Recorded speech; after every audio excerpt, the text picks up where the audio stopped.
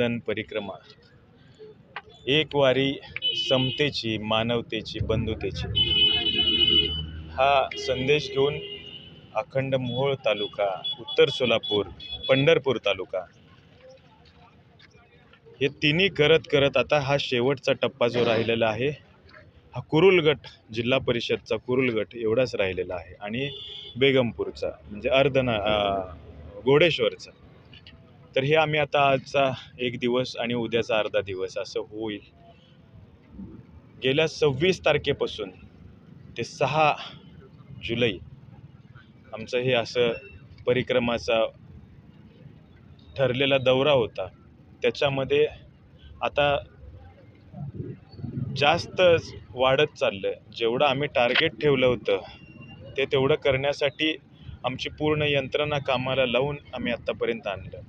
याच्यात मला एवढंच सांगायचं आहे की सर्वच ग्रामस्थांनी, प्रत्येक सरपंचांनी, उपसरपंचांनी भरपूर आशीर्वाद दिलेत, त्यांच्या व्यथा मांडलेत, अडचणी सांगितलेत. कोणत्याही ठिकाणी व्यत्यय येईल असं कुठेही केलेलं नाही.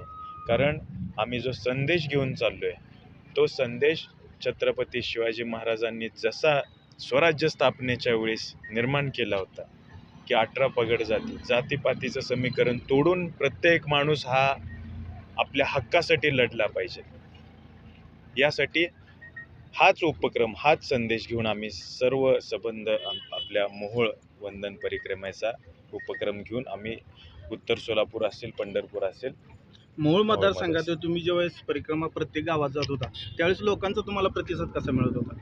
सांगितलं ना, सरपंच साहेब वगैरे हे सगळेजण येऊन आमची वाट बघायची. एखादं गाव चुकलं किंवा मागं पुढं झालं तर लांबून रस्ता असेल तर ते थांबून सांगायचे, तुम्ही रिटर्न या किंवा परत या रोडने या, दुसऱ्या रोडने या. आणि गेल्यानंतर सुद्धा आम्हाला उशीर याच्यामुळेच होत राहिला की ते थांबवून आम्हाला स्वागत करणे, त्याच्यानंतर अडचणी सांगणे, या सगळ्या गोष्टी करत काही जणांना उपक्रम खूप आवडला, तर त्याचं जोरदार स्वागत केलं गावकऱ्यांनी. त्याबद्दल सर्वांचा आभार पण मी मानलेले आहेत आणि मानणार पण आहेत. मोहोळ मतदारसंघातील नागरिकांनी काय समस्या सांगितलं तुम्ही ज्यावेळेस त्या गावात जात होता? किंवा समस्या म्हणजे ही समतेची वारी आहे, ह्याच्यातून काही घटना घडलेल्या आहेत. मग ते सांगत होते की घटना घडलेल्या आहेत, आपल्याला आमच्यातलं मैत्रीपूर्व नातं, आमचं 10-10 वर्षाची मैत्री तुटली. लहानपणापासून एका बेंचवर बसायचो, पण 12वी नंतर आता आम्ही वेगळं बसायला लागलो, बोलत नाही एकमेकांशी.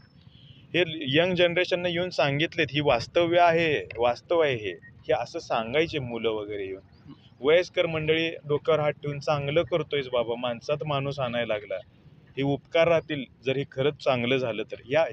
ही वेदना सांगायचे लोक. ज्यावेळेस मोहोळमधून प्रारंभ झाला 7 तारखेला, त्यावेळेस मोहोळमधून मतदारसंघातून चर्चा चालू आहे की विधानसभेची तयारी चालू आहे की काय?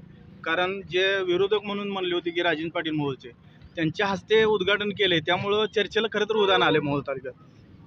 असं काही नाही. मी काल जितेंद्र साठेंना पण भेटून आलो, इकडे मालकांना पण भेटून आलं. असं कुठलाही मी उपक्रम राबवलाय म्हणजे याच्यात राजकारण नाही आहे. माझ्या कोणत्याही गाडीवरती पक्षाचा झेंडा नाही आहे, कोणत्याही सरपंचांना कुणालाही आमंत्रण नाही आहे. याच्यामध्ये मी जातोय, जनतेच्या समोर हात जोडतोय, हात जोडून प्रदक्षिणा मारून मी 2 शब्द सांगतोय, हे बंद करूयात आणि एकत्र राहूयात, बंधुता पेरूयात.